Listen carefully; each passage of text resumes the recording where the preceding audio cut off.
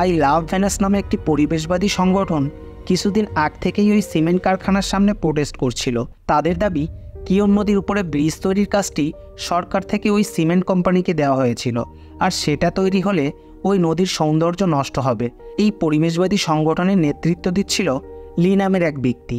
লি এই প্রোটেস্ট নিয়ে একটা বইও লিখেছে, যে বইতে লেখা আছে কিয়ন নদীর সৌন্দর্যের দেবী ভেনাসের প্রতীক, আর ওই নদীতে ব্রিজ তৈরি হলে কিয়ন নদী 6টা ভাগে ভাগ হয়ে যাবে। যা থেকে একটা ধারণা পাওয়া যায় এই খুনটা মনে হয় ওই দলের লিডার লিই করেছে।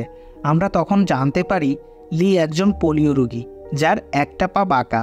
তখন আমরা এও জানতে পারি পুলিশ সেদিন ক্রাইম সিন থেকে এমনই একটা বাঁকা পায়ের ছাপ পেয়েছিল। পুলিশ চিফ তখন লিকে অ্যারেস্ট করে আনতে বলে।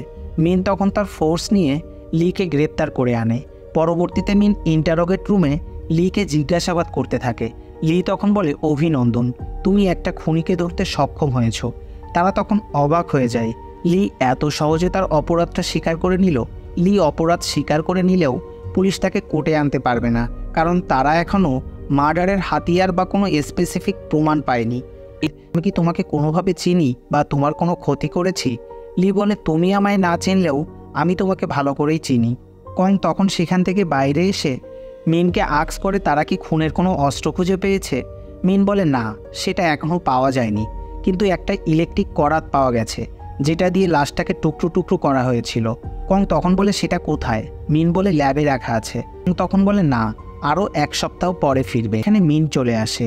তখন কং একটু অপ্রস্তুত হয়ে মিনকে বলে সে এখানে অটোপসি করার জন্য এসেছে, এবং সে মিনকে আরও জিজ্ঞেস করে, তোমার কি মনে হয় লি কি খুনটা করেছে? মিন বলে, হ্যাঁ, অবশ্যই, আর সে স্বীকারও করে নিয়েছে। কং তখন বলে, লি তার লাঠি ছাড়া চলতে পারে না, সে কিভাবে একটি মেয়েকে খুন করতে পারে? কং আসলে এটা বলে মিনের মাথায় সন্দেহ ঢুকিয়ে দেয়। এরপর আমরা দেখতে পাই কং আবার লিয়ের সাথে দেখা করে। সে লিকে বলে, আমি তোমার এই করাত থেকে রক্ত পরিষ্কার করে কুকুরের রক্ত লাগিয়ে দিয়েছি, এখন আমাকে আমার মেয়ের সাথে কথা। তাকে বলে, আচ্ছা, তুমি কি এখন প্রফেসর কংয়ের মেয়েকে খুন করতে পারবে? এটা শুনে কং খুব রেগে যায় এবং লিকে প্রচুর মারতে থাকে। তখনই কংয়ের ফোনে একটি কল আসে। সে সময় অপর পাশ থেকে তার মেয়ে বলতে থাকে, আমাকে বাঁচাও বাবা, ওরা আমাকে মেয়ে থেকে কোথায় গিয়েছিল কিনা। ডক্টর তখন তাকে বলে কং তাকে কল করে অটোপসি রুমে যেতে বলেছিল। মিনের সন্দেহ তখন আস্তে আস্তে সত্যি হতে থাকে। সে তখন অটোপসি রুমে যায় এবং কংয়ের জ্যাকৃষে আমরা কংকে লিয়ের সাথে আবার কথা বলতে দেখি। সে তখন আবার তার মেয়েকে ছেড়ে দেওয়ার জন্য লিকে রিকোয়েস্ট করতে থাকে। লি তখন তাকে বলে, তুমি এত কিছু কেন ভাবছো? আমাকে আগে এখান থেকে বের করো। কং বলে, আমি যতটা পারি চেষ্টা করেছি তোমাকে এখান থেকে বের করানোর, কিন্তু পুলিশ তোমার বাড়ি থেকে সেই অস্ত্রটি খুঁজে পেয়েছে, আর তোমার স্বীকারোক্তিও তাদের কাছে রয়েছে। তখন আমরা দেখতে পাই পুলিশ লিয়ের বাড়ি থেকে যে অস্ত্রটি পেয়েছিল সেটা খুনের অস্ত্রের সাথে ম্যাচ হচ্ছে না। লি তখন কংকে বলেন, তুমি কি এখনও কিছু বুঝতে পারছো না? তুমি এতটাও স্মার্ট না হতে পারে। এরপর সে লিয়ের কাছে যায় এবং লিকে বলে সে কেন কংয়ের মেয়েকে কিডন্যাপ করেছে। লি তখন মিনকে বলে, তুমি কি প্রফেসর কংকে অনেক ভালো মানুষ মনে করো? তখন মিন বলে, অবশ্যই। লি বলে, তোমার ধারণা একদমই ভুল। এই বলে অন্যদিকে আমরা দেখতে পাই কং ইয়োনার প্রতিটা বান্ধবীকে এবং বিয়ে হয়ে যায় এটার আসল অপরাধী। আর সে সেদিন ঘাবড়ে গিয়ে সব কিছু স্বীকার করে নিয়েছিল। আসলে এসব কিছু তাকে কংই শিখিয়ে দিয়েছিল, আর লাঠিটা এই বলে মিনকে দিতে বলেছিল যাতে করে পুলিশ এই লাঠিটা নিয়ে ব্যস্ত থাকে আর কং তাকে নির্দোষ প্রমাণ করতে পারে। প্রফেসর কং লিয়ের বোনের রিপোর্টটা পাল্টে দিয়েছিল। এখান থেকে ঘটনা ফ্ল্যাশব্যাকে যায়, আর তখন কংয়ের মেয়ের একটা বড় রকমের রোগ হয় যার জন্য তার বোন মারু ট্রান্সপ্লান্ট করাতে হতো। তখন আমরা দেখতে পাই লিয়ের বোনের রেপিস্টের পরিবার ছিল অনেক ধনী।